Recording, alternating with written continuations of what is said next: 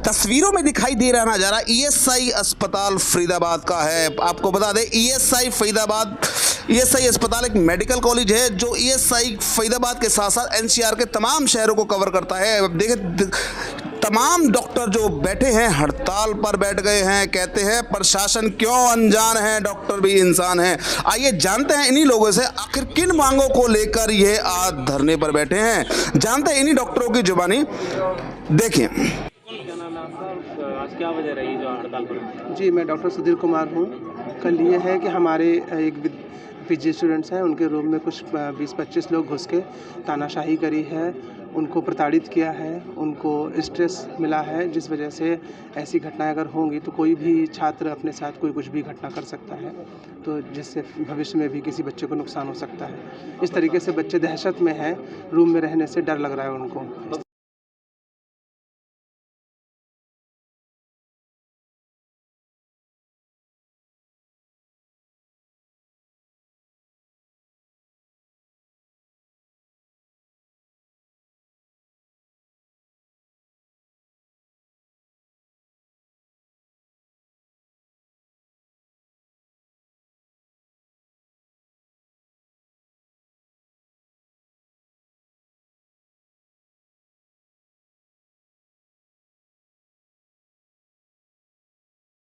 Salary से जो अन्य क्या नाम है आपका? और मैं डॉक्टर साहिल सिंह नाम है मेरा।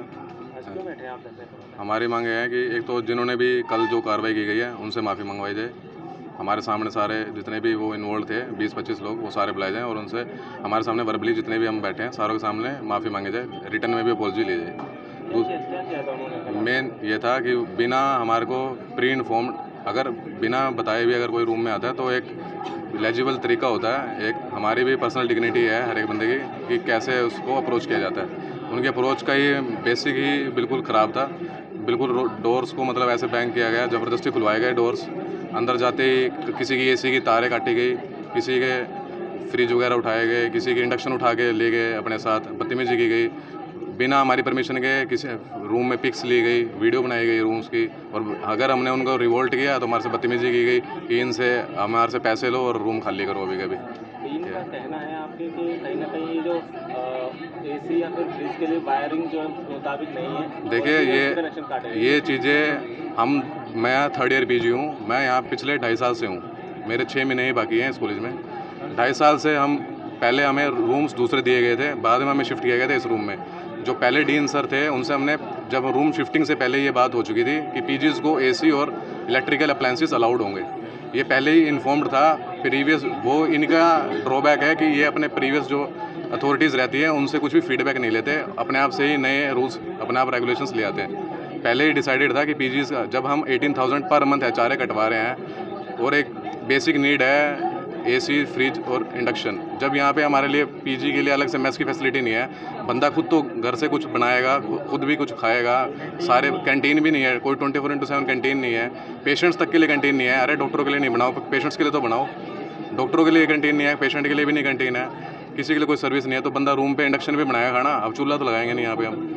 टीम को ये सूचना थी कि कोई और भी मतलब हॉस्टल में रह रहे है तो वो हमें भी तो इन्फॉर्म्ड हो, हमारी स्टूडेंट बॉडी है, एटलीस्ट उनको इन्फॉर्म्ड रहता, उनको भी इन्फॉर्म्ड नहीं है, किसी को पता ही नहीं है। और अगर वो रूम में आ भी रहे हैं तो एक तरीका होता है आने का, रूम में आराम से। हम भी किसी के घर जाते हैं आराम से नॉक करते हैं, अगर वो हमसे मिलना नहीं चाहता तो हम चुपचाप घर चले जाते हैं। ये थोड़ी ज़बरदस्ती में आगे बैठूँगा।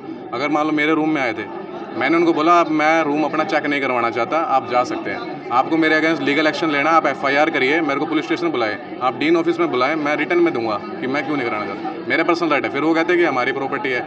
मैंने कहा प्रॉपर्टी आपकी होगी, गवर्नमेंट की प्रॉपर्टी है, गवर्नमेंट की प्रॉपर्टी है, लेकिन अभी मेरे को अलॉटेड है, एट प्रेजेंट मैं मालिक हूँ इसका, मैं पे कर रहा हूँ इसका, तब भी कुछ बात नहीं। लेकिन ये अप्रोच तो गलत है ना। बदतमीजी तो देखो कोई भी होगा, अगर नॉर्मल पर्सन भी है वो भी सहन नहीं करेगा। ये तो क्या चाहते हैं? हमारी मांगे वही है जो हमारे प्रेसिडेंट साहब थे उन्होंने बताई आपको। पहले तो लिखित में माफ़ी मांगी जाए, और जो हमारे 2-3 मेन मुद्दे हैं जो पिछले 2-2.5 साल से जिन पे लेटर्स ही चल रही हैं, जिन पे कोई भी विजिबल इफेक्ट आज तक नहीं आया, कोई इम्प्लीकेशंस इनकी तरफ से नहीं ली गई, उन पे हमारे को जवाब चाहिए, और वो भी लिखित में चाहिए। और उसकी हमें एक समय सीमा निर्धारित करनी होगी इनको कि इसी समय सीमा में वो सारी मांगें पूरी की जाएंगी।